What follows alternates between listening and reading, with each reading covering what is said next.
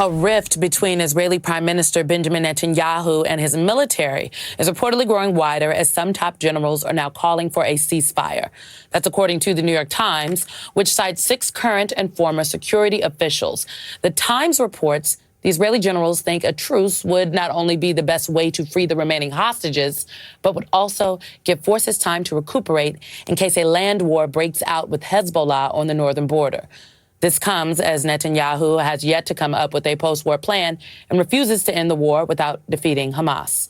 In a statement to the Times, the IDF did not address the question about whether it supports a truce, but says it is following the, quote, directive of the political echelon to achieve the goals of the war. Joining us now is former Supreme Allied Commander of NATO, retired 4-star Navy Admiral James Stavridis. He is Chief International Analyst for NBC News. Okay, Admiral Stavridis, what exactly are the chances that Israeli Prime Minister Netanyahu succumbs to this pressure reportedly coming from his top generals? I think, unfortunately, pretty low, Simone. And we know that because Netanyahu, just a few hours ago, came out and soundly and publicly rejected the idea that his generals are not in lockstep behind him.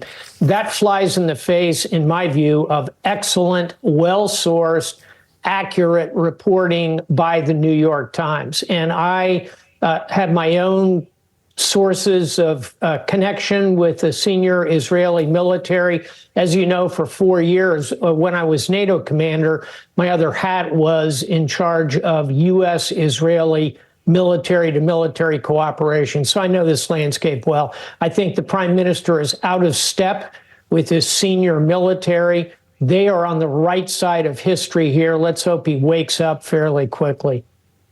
The world is watching. I want to turn now to some U.S. security concerns. On Monday, the Pentagon raised the alert level for all military bases in Europe. How worried are you about a potential terror attack taking place in the coming months, whether we're talking about U.S. soil or on our troops overseas? Thank you for emphasizing that this really is a threat to U.S. personnel, U.S.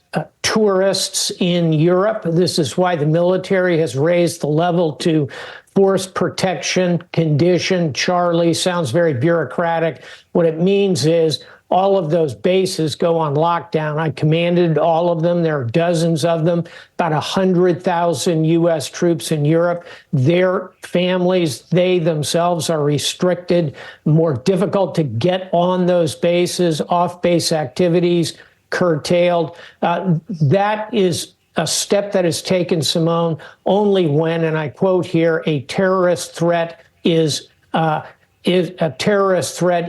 imminent, meaning that it's about to happen. That means there's very high-grade intelligence. So that's the European side. And then here in the U.S., we've heard from FBI Director Christopher Wray. This all, of course, falls under the FBI here inside the United States.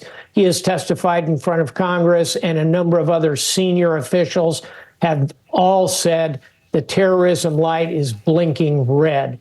It's a time to be alert and be cautious and careful about particularly very large gatherings as we get toward the 4th of July. I mean, you mentioned the 4th of July, Admiral Stavridis, and it makes me think about just America's role in the world in this particular time, given everything that is happening from the Middle East to in Africa to Russia and Ukraine. Your reflections as we approach this July 4th holiday. I think by and large, the United States, it remains the most powerful, capable country in the world. But terrorism in particular has its way of working inside our lifelines. And that's what has me concerned, because there are forces, the Islamic State, for example, Al-Qaeda is staging a bit of a comeback in places, Al-Shabaab in Africa, Boko Haram also in Africa. There are many insidious forces out there, and they watch what we're doing in Ukraine, Russia, as you mentioned, standing up to China in the South China Sea.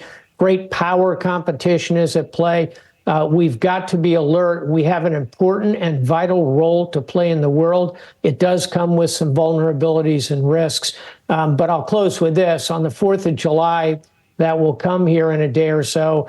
I, for one, stand with this country, believe in this country. Don't bet against us. Never bet against America. I think we can all agree on that. Retired 4-star Navy Admiral James Stavridis, thank you so much. Good to see you this morning.